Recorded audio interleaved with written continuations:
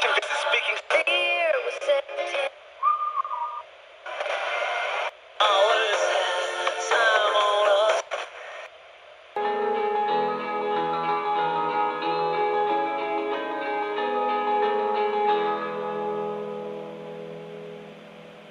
just heard End Times by San Antonio's Empty Heaven. The new album is called Laughing. And before that, November by Cloudbelly from their new album I Know, I Know, I Know.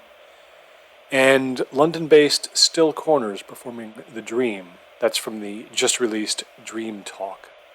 You're listening to WLDW, listener-supported community radio from the campus of Franklin and Marshall College. I'm Nick Wise, and it is 11:55 p.m. Story time on LDW, the first Sunday of every month. Gonna stick around and handle the job myself tonight, if you don't mind some Nick Wise overtime. It's getting warmer out, and when that happens every year, my thoughts tend to turn to my younger days. I used to spend a lot of time outdoors. So I thought, why not tell you a few things I remember about the Sempronia Trail? Get you ready for hiking season. I want you to listen to the anecdotes I'm going to tell you tonight in the proper mindset. So let me make something absolutely clear for everyone.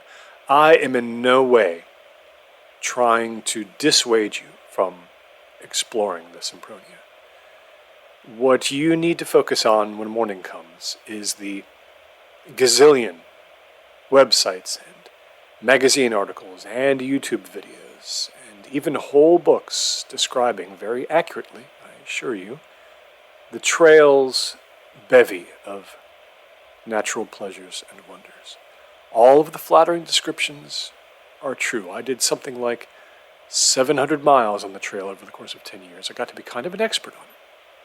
So let me tell you, my 3 little anecdotes should not for a second prevent you from heading out there and hiking your butt off on one of this country's genuine natural treasures. Getting freaked out over a few random things that one guy tells you happened to him in isolated moments. That would be a little like not going to a World Series game for free because you're worried about getting hit by a foul ball. Statistically ridiculous. The Ruby Glen Waterfalls, Big Beard Cliff, the Corn Jump, the 5 Village Rail Run, and about 24 memorable overlooks. There is no logical reason to not soak up every bit of the Sempronia's awesomeness. I've just always wanted to speak of these 3 little incidents.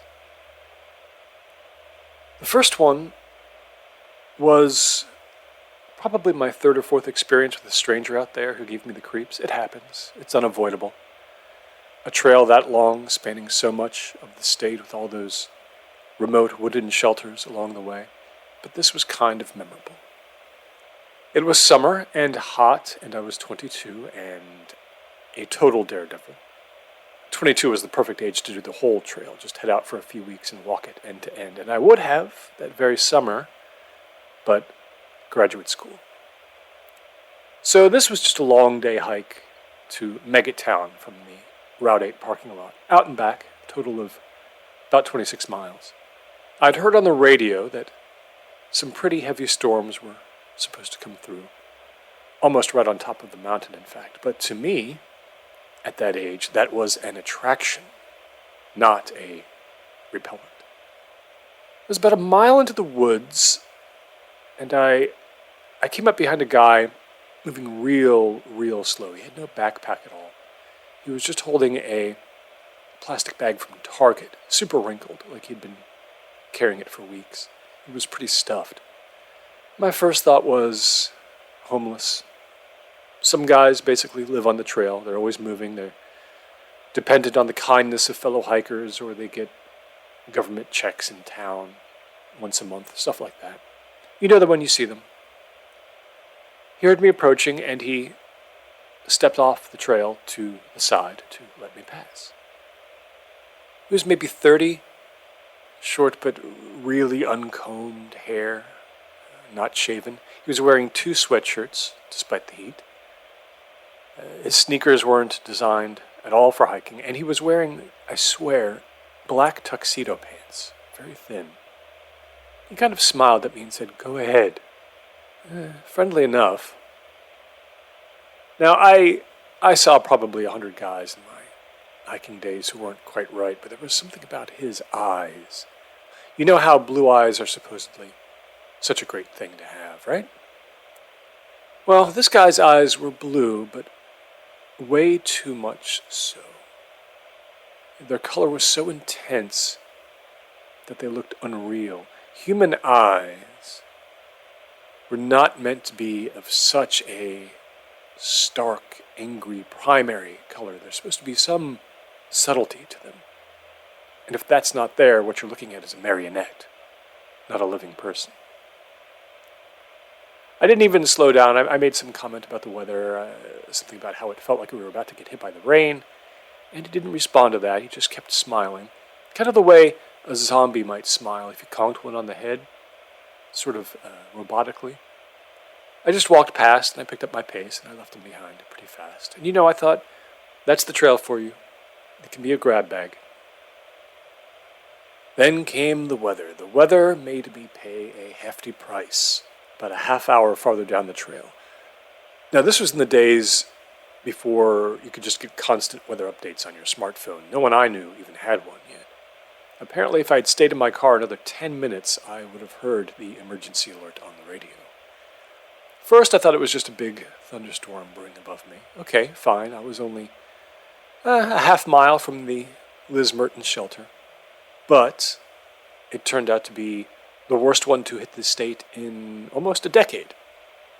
The wind got so bad, even before the rain hit, that I was almost blown off the trail. Then this vicious eruption from the clouds. I was soaked and scared by the time I stumbled onto the shelter. I got myself under the little overhang, and I thanked God I'd made it, because when the lightning came, the sound alone made me put my hands to my ears and crawl across the wooden platform and curl up against the interior wall. Because there was no door, the rain swept right across the platform, slapped me silly. Trees began to fall at a rate I didn't even think was possible. Every 3 minutes there was a crash as something toppled. That went on for a good half hour before it finally deteriorated into just a steady pounding rain. Now, because I was an idiot, I actually kept moving forward, where I found that the trail was blocked in 8 or 10 different places by fallen timber. I had to climb over all of it. And then an hour later, here came another big storm. This time all I could do was shrink beside some rocks and hope that branches didn't kill me. And I thought, this is it. I'm gonna die. I'm gonna die because I didn't take a forecast seriously. And that's all. That's the only reason my life is gonna end. When that second storm finally let up, I smartened up and I headed back in the pouring rain. I was mentally exhausted. It was 3 miserable miles, being horrified by the wreckage of the forest all along the trail. I've never seen anything like it since. Massive puddles that constantly forced me off the path. Mud completely drenched my shoes and my socks. The rain was still coming down about a mile out from the parking lot. So this was more than 5 hours now from the time I had started hiking. I came to the spot where I had passed the strange blue-eyed man. And he was standing in the exact same place. I swear his body was even angled in the exact same way as when he'd stopped to let me go by.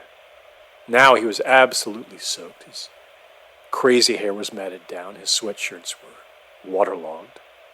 He was still holding on to that ancient target bag. And all around him was this confused mess of broken branches and fallen timber. It was an epic wipeout. The storm had been even worse than this spot. There was this one tree, it had broken and toppled maybe 20 feet from the guy. I hurried up to him as best I could with the lousy, sloppy, wet footing on the trail, and I said, "Are you all right?" And he came out of whatever daze he'd fallen into.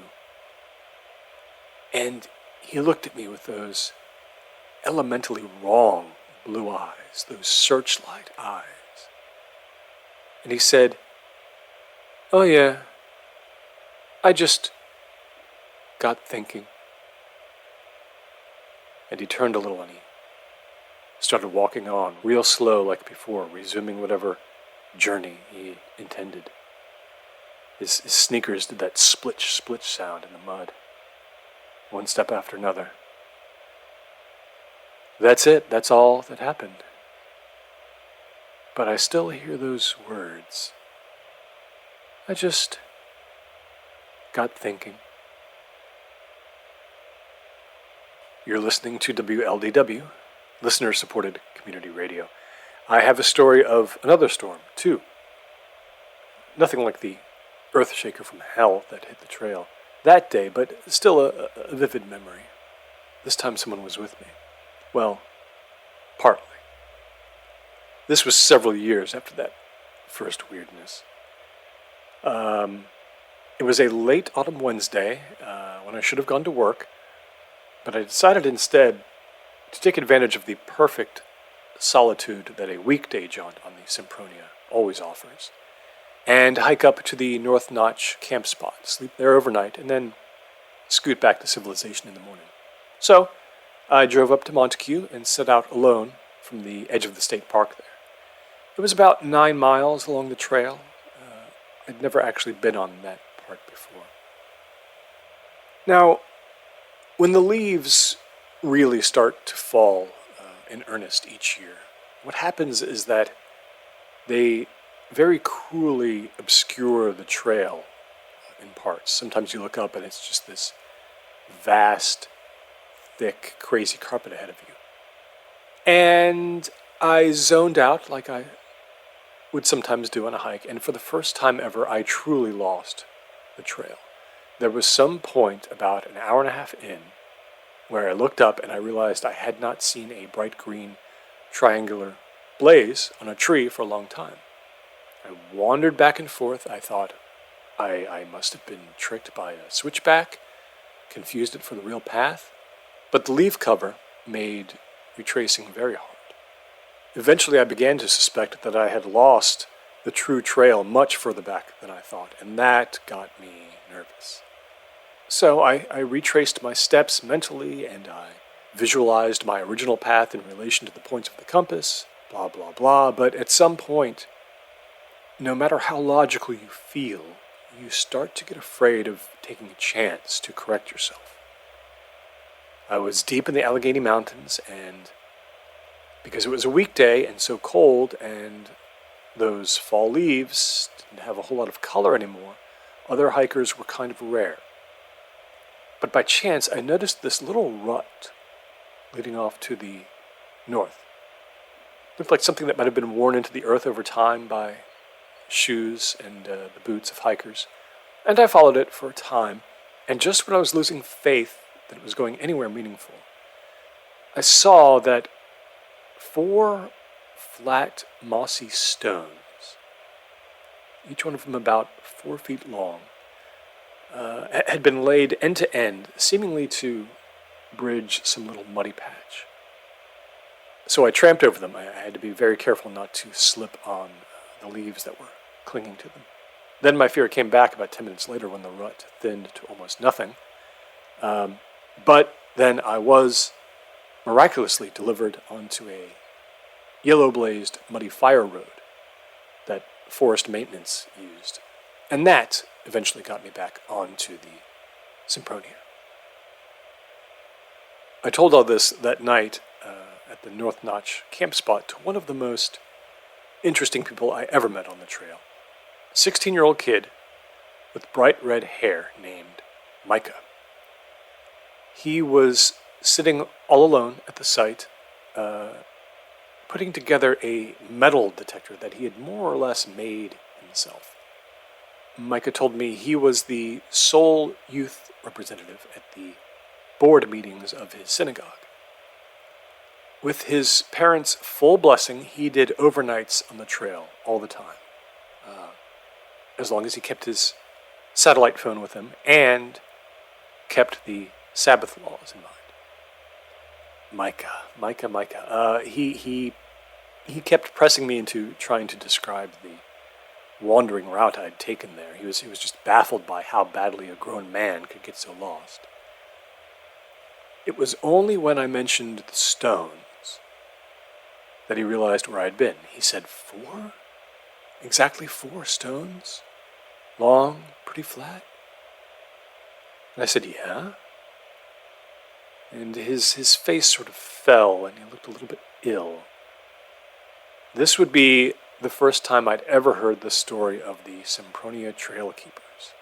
Micah had learned it from his extensive reading about the topography of the state of Pennsylvania.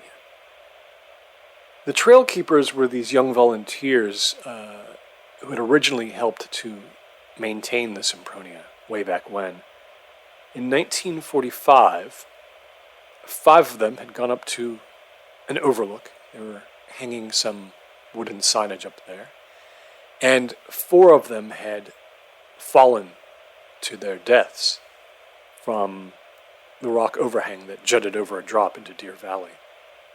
The young man who had been preparing to take their picture at the time told police that there was a freak wind gust, and it had caused 2 of the group to fall, and them grabbing outwards to the others took them over the edge too. And yes, it had been very windy that day, maybe even dangerously so. But the police doubted the story. This young man with the camera, his name was Christopher Hewermuth.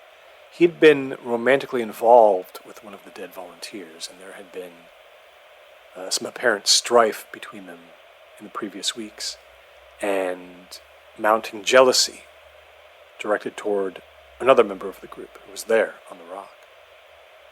And after this tragedy, the overlook was closed off to hikers forever. It just became overgrown and inaccessible.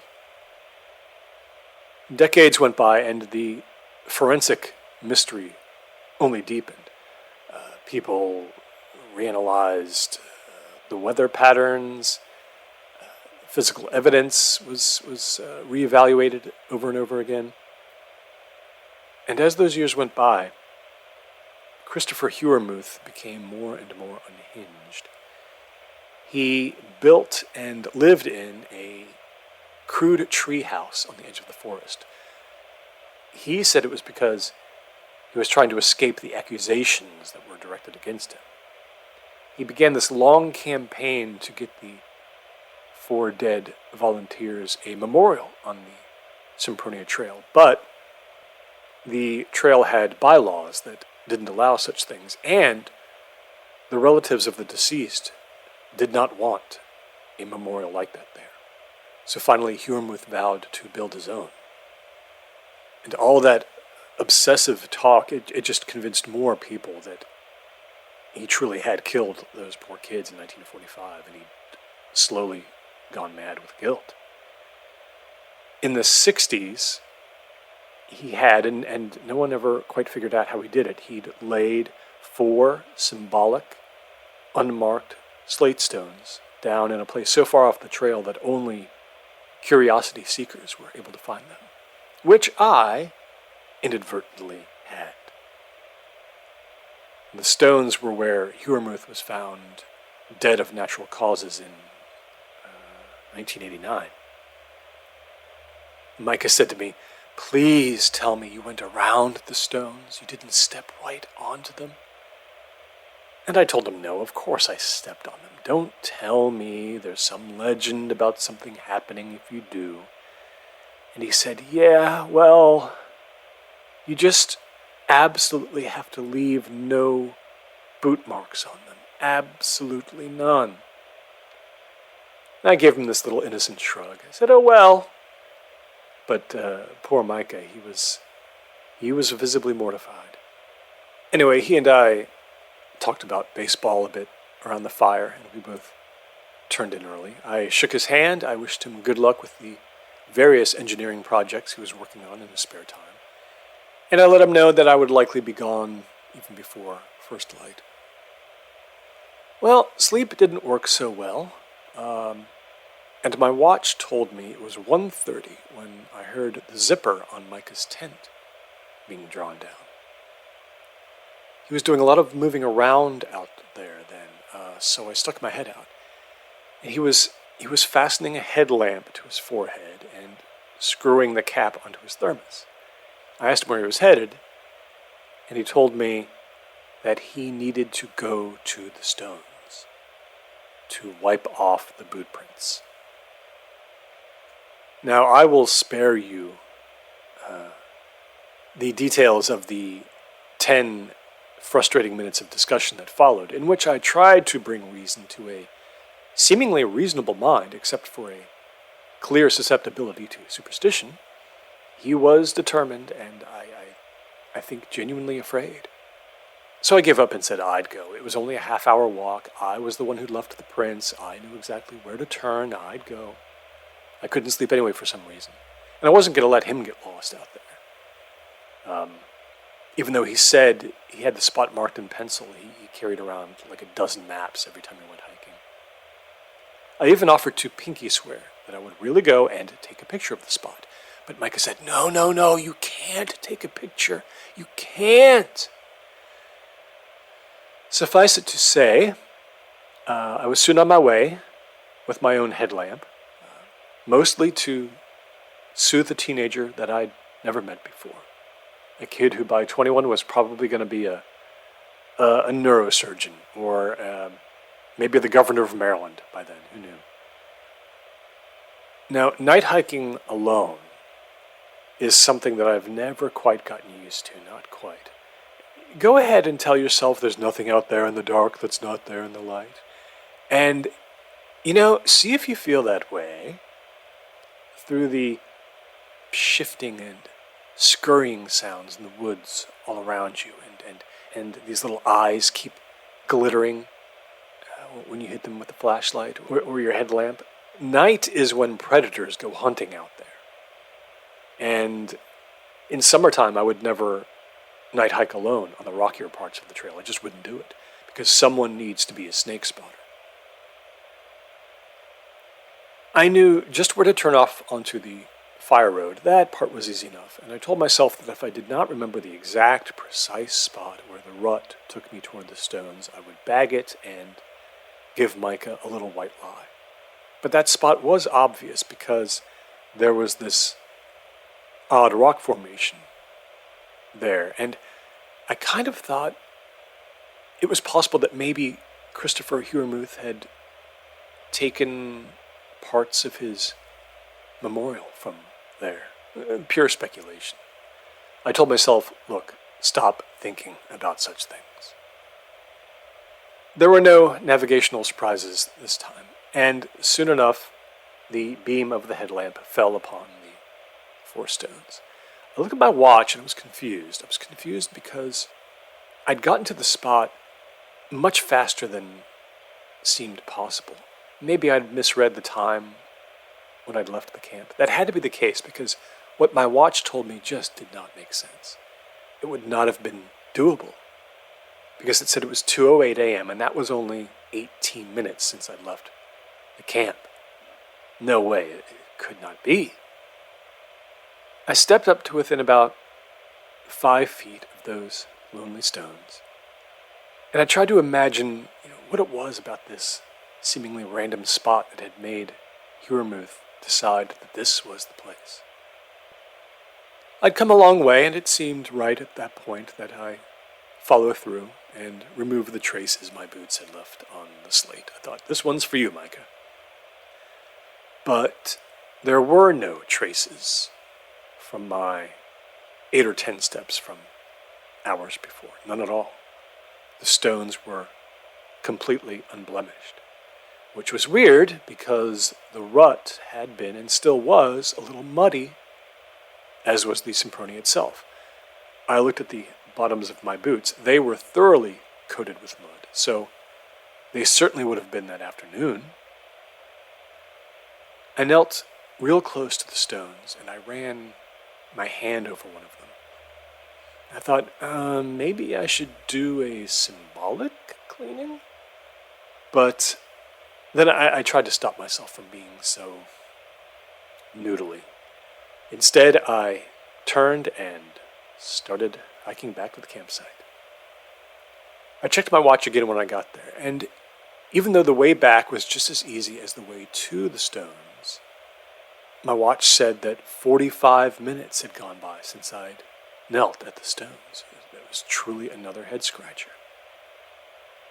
I walked up to Micah. He was sitting there poking at the remains of the fire, and I said, "I did my duty." And he seemed genuinely relieved. We said goodnight, and I went back to my tent. The storm came at about 4. It started out just as rain, and that had been predicted. But then it developed into something more, much higher winds. And I laid in my tent, and I got more and more surprised by what I heard the trees doing above and all around the camp. I thought it was hail striking my tent for a while. Between wind gusts, I heard Micah's tent unzip again, and I called out loudly, "You okay over there?" And he called back, "Yeah." Things did settle down before any significant branches began to snap, and I suppose we'd just gotten hit by a random squall. No real danger. I lay in the dark and I stared at the roof of my tent. My eyes were just about to close, I think, when something more than the rain seemed to touch my tent. There was a gentle, wet creaking. It was like the canvas above my head was being pressed gently inward at a few spots simultaneously. I reached over where my headlamp lay, and I switched it on and held it up. I was kind of alarmed. I thought Micah had maybe come over to my tent for some reason. But there was nothing different about the roof of the tent. And the sound, it never came back. I expected to be an unrefreshed wreck the next morning. And I resigned myself to sleeping in and calling in really late to work the next day. At some point I did fall asleep, and when I woke up and I unzipped my tent flap, the rain had stopped. The sky outside was gray and bleak, but it was clear.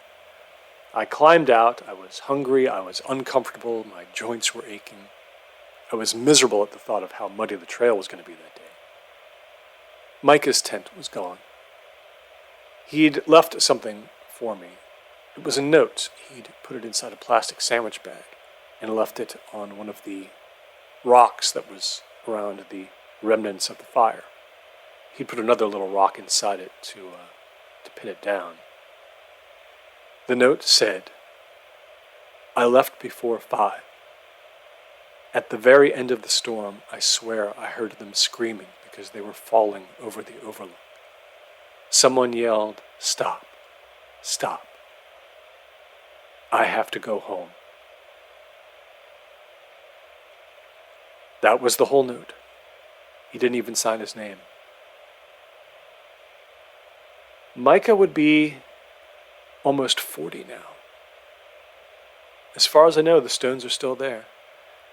I stopped hiking the Sempronia regularly in 2016, so I can't really give you a good account of how things have changed in tiny ways. I didn't stop for any special reason, just life stuff, I guess. Getting older. I've been in midlife mode for a while now. Maybe I do remember a certain feeling I got after the last thing happened, the third thing I can talk about. A feeling of the magic leaving the trail for me. Some mystique I'd imbued it with going away, which is what happens to the magical places of our youth sometimes. So the places are still wonderful to new people who find them for the first time, but not for us, no longer. The goldenness fades. I was 38 and newly divorced.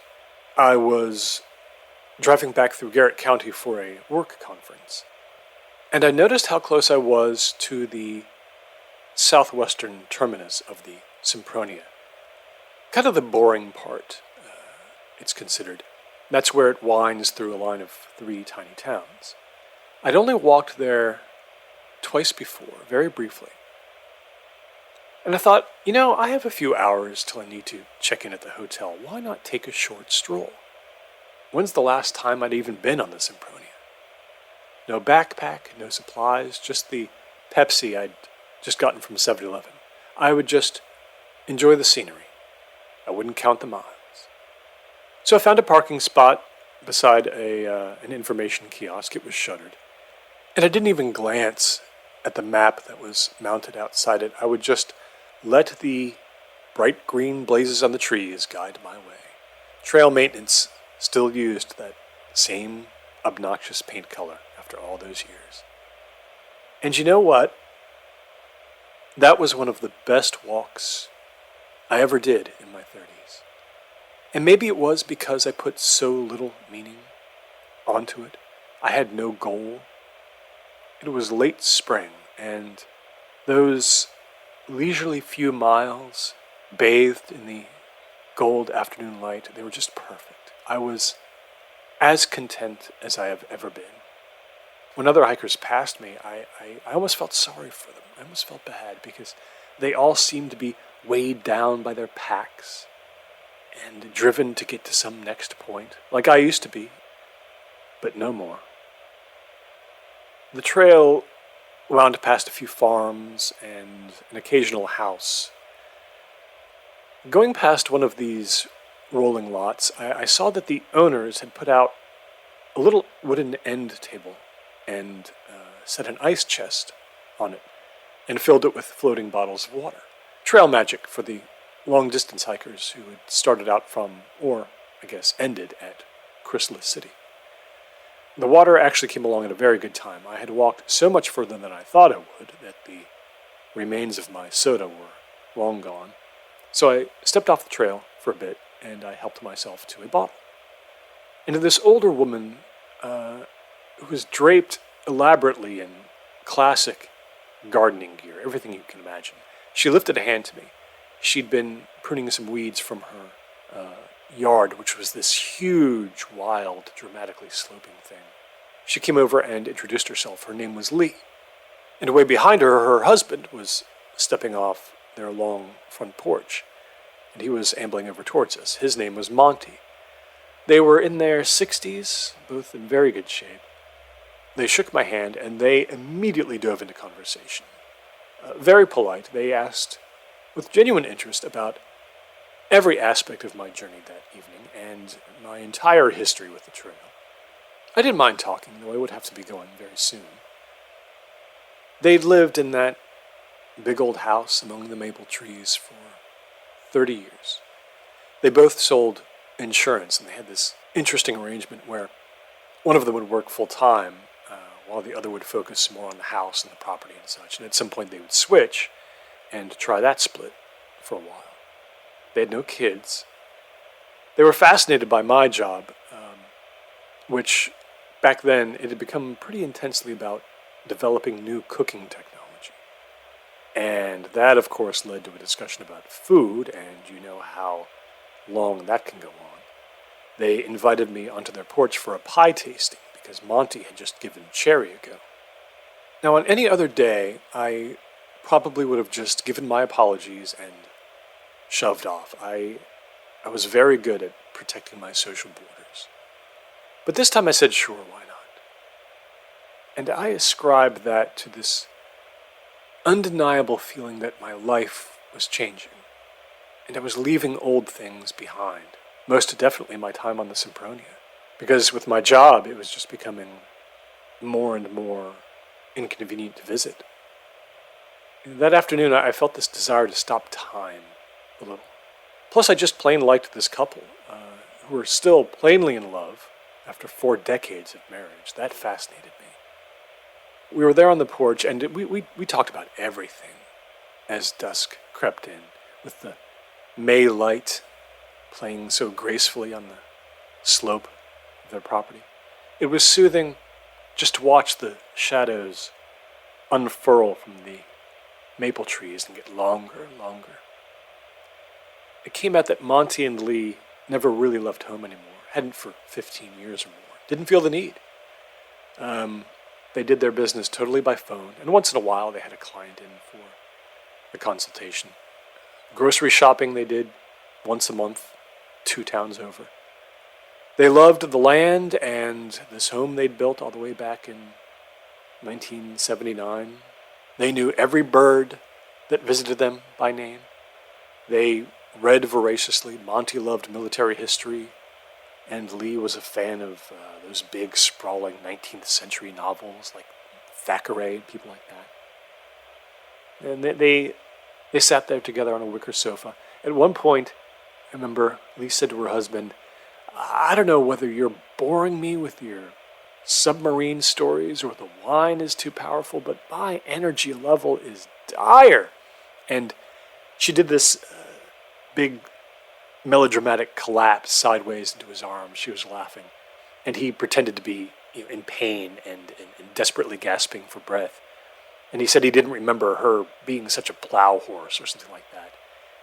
It was such an unforced and youthful display of affection. I felt a tug of sadness. I hadn't mentioned to them how messy my divorce had been. We eventually parted without one of those typical tiring, empty promises to get back in touch or keep an eye out for each other on the trail. There was none of that. It was simply, "So long, nice to meet you," the way it should be. I had just enough time to get back to my car before nightfall, or so I thought. The scenery on the way back was simple and predictable and nothing you couldn't see on any decent suburban trail. But I soaked it in with real happiness. I saw myself becoming like Lee and Monty, maybe in only 10 more years.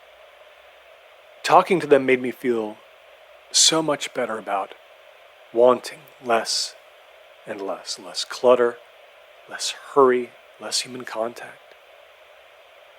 And whatever romance would wind up being my last one, I vowed, I remember it was right there on the trail, I vowed not to bring to it my usual locked chest of secret hopes and expectations.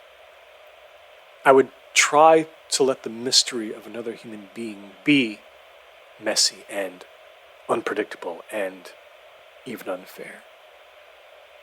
She and I would let age and time and quiet temper our interior storms. We would grow old and content somewhere we could see the mountains. I walked at such a leisurely pace that I actually did have to bail because it got too dark. That was easy enough because at several points in that area the Sempronia comes within yards of Route 40. I parted the woods and I hopped out to where the land was open enough so I could at least make my way down the shoulder with good visibility. Maybe not the perfect way to end that day, but at least tramping down the road made me feel more like a rough and tumble hiker the way I used to be. I didn't realize then that those would be my last steps on the Sempronia. Not because of any one reason, mind you, but because life takes us where we don't always expect to go. 10 minutes into my tramping, a cop car slowed beside me, and it pulled onto the shoulder. And this small town trooper popped up out of the driver's side, and he gave me a very cheerful, "Chaining to Big Cannon?" The chaining was an old hiker town term. It meant you were getting off the trail to make your way towards some place that had restaurants and groceries and a place to stay for the night, probably a hostel. They had special rates for people hiking long distance. I hadn't heard that word spoken in a lot of years. It was friendly tradition in towns that connected to the trail's remote stretches for local folks to give rides to the pack-weary wanderers they spotted coming out of the woods. You know, the dedicated ones who looked like they were going the whole length, all 181 miles. I showed the cop that I didn't even have a backpack, and I said, "Look, my chaining days are long behind me. I just got caught a little behind on time." And he laughed, and he offered to give me a lift back to my car. And I accepted. I was getting hungry. I wondered if he really thought I was chaining or just thought it couldn't hurt to stop and talk to the weird guy walking alone down the highway in the dark. The cop asked me if I had had a nice day on the trail, and I said it had been great, that I had met some terrific people who lived right on it. He told me he might recognize their names. I said, Lee and Monty Rill something, and he nodded and he said, Renage. He seemed kind of intrigued that they had been out in their yard when I spotted them. He kind of implied that they didn't even like to come out of their house most of the time. He said he supposed they got lonely for human contact once in a while, and he asked me what we'd talked about. His questions had this weird tone to them that he didn't really intend. It sounded really like genuine inquiry. And I remember we turned onto Blackburn Road, getting kind of closer to our destination, and I asked him how well he knew the Renages. He told me that about 12 years before, he'd had reason to visit their house quite a few times. There'd been a couple of disappearances back around that time. Two young women. One vanished from a campsite way down the Sempronia in Gristwald, and the other had just been passing through Glance on a road trip to Ohio. Just vanished about 6 months apart, never found. Presumed dead by now, unofficially. I'd never heard of these cases, but I guess the timeline had me mostly absent from the area around then.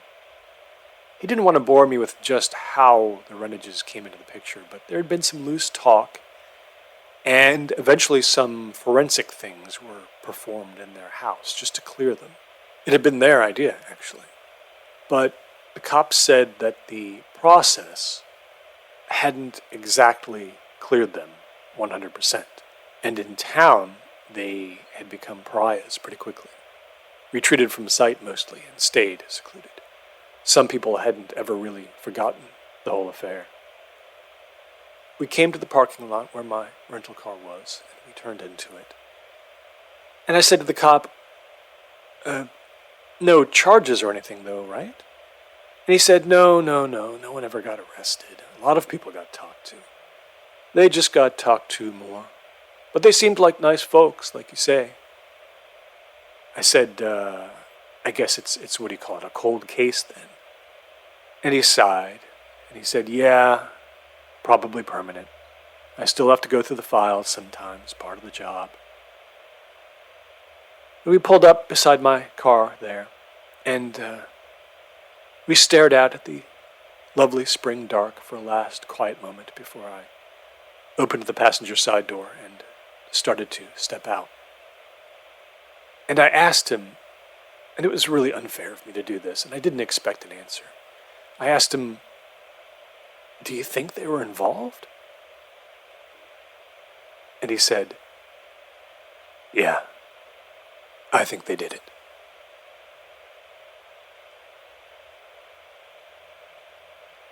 WLDW, listener-supported community radio from the campus of Franklin and Marshall College. I'm Nick Wise, giving way here after our break to Stacy Litko for Nighttime Bluegrass.